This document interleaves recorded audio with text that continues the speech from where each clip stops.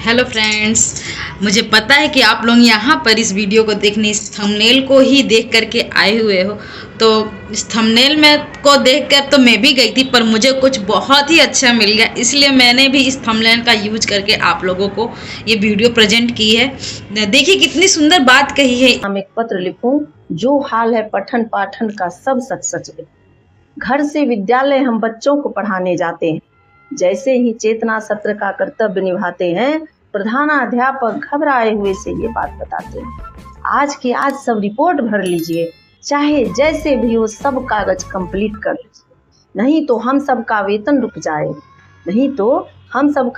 रुक जाएगा, फिर कार्यालय का चक्कर कौन लगाएगा। हम शिक्षक तन मन से रिपोर्ट भरने में लग जाते हैं, विद्यालय के बच्चे इस आस में रह जाते हैं, जाने कब सर मैडम हमें मध्याह्न करवाती। हर दिन हर सप्ताह नए नए फरमान आते हैं, दिन रात एक कर हम सब उन्हें निपटाते हैं। किताब की आस में बच्चे दिन गिनते रह जाते हैं, आधे अधूरे किताब ही उन्हें मिल पाते हैं। बाकी बच्चे जब आवाज उठाते हैं, किताबों की हालत देखकर हम उन्हें समझाते हैं। देखो 5वीं में तीसरी की किताब मिल रही है, क्या करोगे विभाग तुम्हें भी छल रही है। क्या करोगे छोड़ो हम लोग ही पढ़ाएंगे, धैर्य रखो हम सब तुम्हें सब कुछ सिखलाएंगे। मानसिक तनाव पल पल इस हद तक दिया जाता है, अवकाश में रहने पर भी बर्खास्त किया जाता है। हमें जांचने पल पल पदाधिकारी आते हैं, उन्हें रिपोर्ट देने में ही सब व्यस्त रह जाते हैं। सबों के पन्नों पर सबों को हस्ताक्षर करना पड़ता है, हम विद्यालय में हैं ये कहना पड़ता है। गवाही के बाद भी सही से कहाँ पढ़ा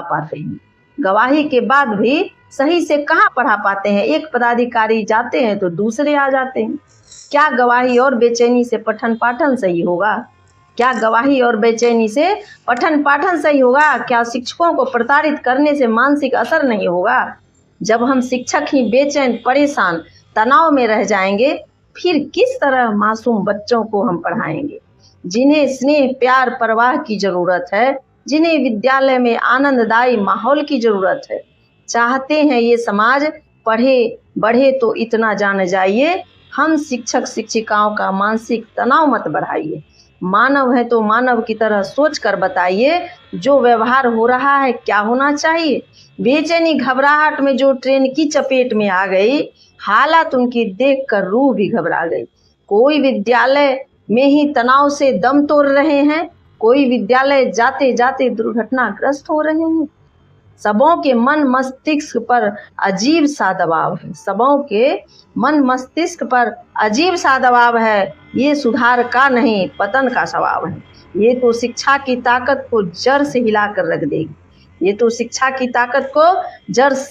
रख देगी, ये तानाशाही शिक्षण के माहौल को खत्म कर देगी। हम शिक्षक शिक्षिकाओं को अपना कर्तव्य निभाने दीजिए, बेमतलब के फरमानों से हमें परेशान मत कीजिए। सुंदर बात कही है इन टीचर ने, कितनी सुंदर बात है जो हकीकत है। जब भी हम स्कूल में रहते हैं ना, जब पूरा अपना जैसे कि क्लास लेने गए हैं तो भी ध्यान रहता है कि सेल्फी वाले आ जाएंगे, वो एक नया फॉर्मेट लाएंगे, उस पर साइन करना है। बाई चांस हम क्लास ले रहे, अगर किसी का ध्यान नहीं रहा, मुझे नहीं बुलाया, तो मेरी सेल्फी नहीं होगी, मैं सिग्नेचर नहीं कर पाऊंगी जो वो फॉर्मेट लेके आते हैं उस पर, और मैं अब्सेंट हो जाऊंगी, इसका डर बना रहता है। इसलिए अब क्लास में हम गए तो हैं, लेकिन हमारा ध्यान सिर्फ उस पर रहता है, सेल्फी वाले आए क्या, दिमाग में घूमता रहता है। ऐसे ही मान लीजिए सेल्फी वाले आगे कोई बुलाए नहीं, हाँ आप मुझे बुलाए नहीं, मेरा अटेंडेंस ही रह जाएगा, ये हो जाएगा, मतलब एकदम अफरा तफरी का जैसा माहौल बना हुआ है। ये महिला टीचर जो कह रही हैं, एक एक बातें सही कह रही हैं, ऐसा ही होता है, सचमुच में ऐसा होता है। अब जैसे कि अब हमारी क्लास नहीं है, हम रेस्ट में बैठे हुए हैं, अपना कुछ रीडिंग कर रहे हैं, जो पढ़ाना है नेक्स्ट क्लास में उसके लिए कुछ नोट्स बना रहे हैं।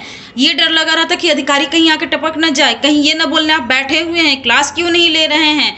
मतलब इस तरीके से परेशान हो रहे हैं। यहाँ तक कि कल पता नहीं होता कि कल छुट्टी है या स्कूल है। कल हम रिलैक्स होकर अपने घर में हैं कि कल तो छुट्टी है। मान लीजिए हमारा कहीं जाने मन किया, हम इतने दूर हैं अपने घरों से, आपको भी पता है कि सबको अपने घर के पास नियुक्ति नहीं मिली, सब अपने घर से दूर हैं। आप अपने घर चले गए हैं, पता चलता कि छुट्टी रद्द है, अब दौड़ते भागते गिरते पड़ते किसी तरीके से आप स्कूल पहुँचिए। फिर वही 9 बजे वाला और 8 बजे वाला सेल्फी का सिस्टम है, नहीं आए तो सैलरी कटेगी। तो छुट्टी भी क्लियर नहीं है कि आप आराम से अपने घर जा सकते हैं। कल क्या होगा वो भी नहीं पता, रात में डिसाइड होता है कि स्कूल खुला है या बंद है, छुट्टी है नहीं है।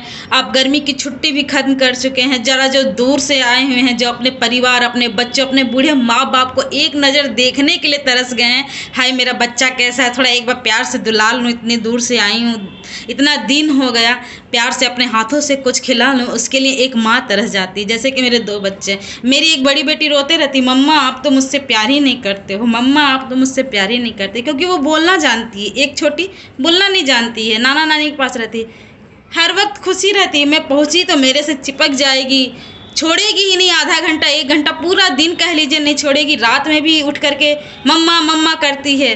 जब आप उस बच्चे को छोड़ के आते हैं ना, आपका दिल बताता है कि आप कैसे रहते हैं। तुरंत भाग के आना पड़ता है, जी भर के आप अपने बच्चे को गले से भी नहीं लगा सकते, ऐसा हाल हो गया है। और पढ़ाई लिखाई क्या ही करेंगे जब हमारा सारा ध्यान गेट पे रहेगा कि सेल्फी वाले तो नहीं आ गए, सेल्फी वाले के जाने के बाद कोई नया अधिकारी तो नहीं आ गया, क्या मांग लेंगे क्या नहीं मांग लेंगे।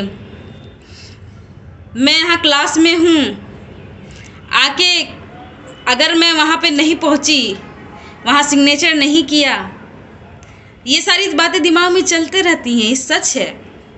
ऐसे में कैसे बच्चों को पढ़ाया जाए। किताबें टाइम पे मिलती नहीं हैं, बच्चे प्रॉपर ड्रेस में आते नहीं हैं, इतनी गर्मी हो रही है, फ़ैन ठीक से चलते नहीं हैं, बच्चों के पाँव में चप्पल नहीं होती है, वहाँ से बच्चों के पाँव में चप्पल नहीं होते हैं। ठंड में मैंने नंगे पैर आते हुए देखा, पैरों में पैजामा नहीं है, चप्पल की तो बात छोड़िए, ठंड कितनी लगती होगी। गर्मी में इतनी धूप में बच्चों के सर पे एक टॉवल गमछा छतरी तक नहीं रहती है, ऐसी धूप में चले आते हैं। सुबह सुबह माँ बाप खेती किसानी वाले होते हैं, खेत पे चले जाते हैं, नाश्ता तो छोड़िए, खाना तक नहीं बना रहता, बच्चे यूं ही चले आते हैं कि दोपहर में जब लंच का टाइम होगा घर जाके खा लेंगे। और इतनी गर्मी में जब वो घर जाते हैं तो उनकी आने की हिम्मत नहीं होती, वो वहीं रह जाते हैं। और आपने 9 से 5 का स्कूल कर दिया है, बच्चे भूख से भी लगते हैं, मैडम भूख लगी है घर जाने दीजिए, मैडम भूख लगी है घर जाने दीजिए। और हम इसलिए बंद करके रखते हैं कि ये घर जाएंगे तो वापस नहीं आएंगे, और वापस नहीं आएंगे तो कोई अधिकारी आएगा तो कहेगा बच्चे कहाँ हैं। वो बच्चों की प्रॉब्लम थोड़ी समझने आए हैं, कभी हमारे में होती है, ये नहीं समझते कि भूखे पेट बच्चे पढ़ेंगे क्या। गौर कीजिएगा, भूखे पेट भजन न होए गोपाला, जब भजन नहीं हो सकता तो ये तो दिमाग का काम है, कैसे होगा। नौकरी मिली थी, जितनी खुशी थी ना, बस ये खुशी उसी दिन की थी, उसके बाद से हर पल मानसिक रूप से प्रताड़ना का शिकार ही हो रहे हैं लगता है। सुबह एक लेटर आता है, शाम को वो लेटर फर्जी हो जाता है, पता है ना आप लोगों को। फिर एक लेटर आता है, उसको भी फर्जी घोषित कर दिया जाता है। मतलब सही लेटर और फर्जी लेटर में अंतर ही नहीं हो गया है। कब स्कूल खुला है कब बंद है कुछ पता ही नहीं चलता है। दम अफरा तफरी का माहौल है, बस खाली रिपोर्ट तैयार करके देने में ही पूरा दिन चला जाता है। आ जाता है इस 2 दिन में ये रिपोर्ट दीजिए, अब पूरा रिपोर्ट तैयार करने में पूरा विद्यालय जुट जाता है। बच्चे टकटकी निगाहें से लगाए बैठे रहते हैं कि अब सर मैडम आएंगे और पढ़ाएंगे। बेशक शिक्षकों की कमी पूरी हुई है, बेशक शिक्षकों की कमी पूरी हुई है, पर उन शिक्षकों को वो मौका तो दीजिए कि बच्चों को आगे बढ़ा पाएँ। आप इतना मेंटली प्रेशर दे रहे हैं कि शिक्षक क्या पढ़ाएंगे, उनका दिमाग तो कहीं और रहता है। बस वो शारीरिक रूप से प्रेजेंट हैं और उतने में भी बच्चों को इतना अच्छा बता रहे हैं कि बच्चे खुश हो रहे हैं। बच्चे किताब में, कॉपी में, एग्ज़ाम के पेपर में बहुत अच्छा लिख रहे हैं। ये हमारे ही काबिलियत है कि हम बच्चों को जितना आता है उससे ज़्यादा तो नहीं, जितना आता है हम अपने बच्चों को, स्कूल के बच्चों को बहुत दिल से पढ़ाते हैं, इतना दिल से पढ़ाते हैं सर। अगर आप 2 मिनट बैठिएगा ना, आपको भी अपने पुराने दिन याद आ जाएंगे। हम लोगों के भी मानसिक स्वास्थ्य का ध्यान रखिए। और अगर आप लोगों को वीडियो अच्छी लगी हो तो please like, comment, share and subscribe my channel. Thank you for watching. मिलते हैं नए वीडियो में, तब तक के लिए बाय।